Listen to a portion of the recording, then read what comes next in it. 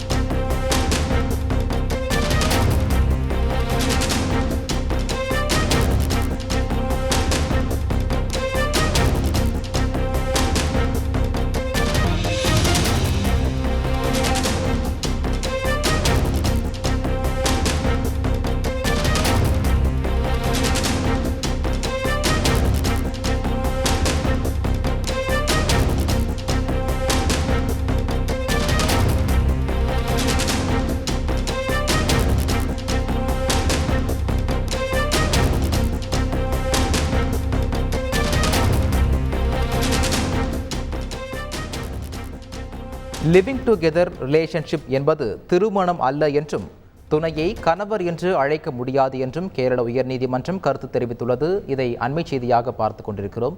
இது பற்றிய மேலும் விவரங்களை வழங்குவதற்காக எமது செய்தியாளர் சிவசபாபதி இணைப்பில் இருக்கிறார். சிவசபாபதி வணக்கம். கேரள உயர்நீதிமன்றம் இந்த கருத்தை தெரிவித்ததற்கான காரணம் என்ன? மேலும் அந்த கருத்து தெரிவித்தவை என்ன? விவரங்கள் பதிவு பண்ணுங்க. கேரளா மாநிலத்தை சேர்ந்த இளைஞர் ஒருவரும் அதே போல் அதே கொச்சியை சேர்ந்த பெண்ணும் ஒருவரும் கடந்த 2 வருடங்களாக லிவிங் டுகெதர் அப்படிங்கிற ஒரே குடும்ப வாழ்க்கையில ஒரே அறையில இருந்து வாழ்ந்து வந்திருக்காங்க. இவங்களுக்கு இடையே பாத்தீங்கன்னா ஒரு சிறிய தகராறு ஏற்பட்டு இவங்க 2 பேருமே ஒதுக்கிட்டாங்க, தனித்தனியாக பிரிஞ்சுட்டாங்க. அப்போ பாத்தீங்கன்னா இந்த பெண் அவரோட சேர்ந்து வாழ்ந்த லிவிங் டுகெதர்ல வாழ்ந்த பெண் என்ன செஞ்சிருக்காங்கன்னா குடும்ப வன்கொடுமை வழக்குல கொச்சியில் உள்ள கொயிலாண்டி காவல் நிலையத்தில், கோழிக்கோடு உள்ள கொயிலாண்டி காவல் நிலையத்தில் புகார் கொடுத்துள்ளார்.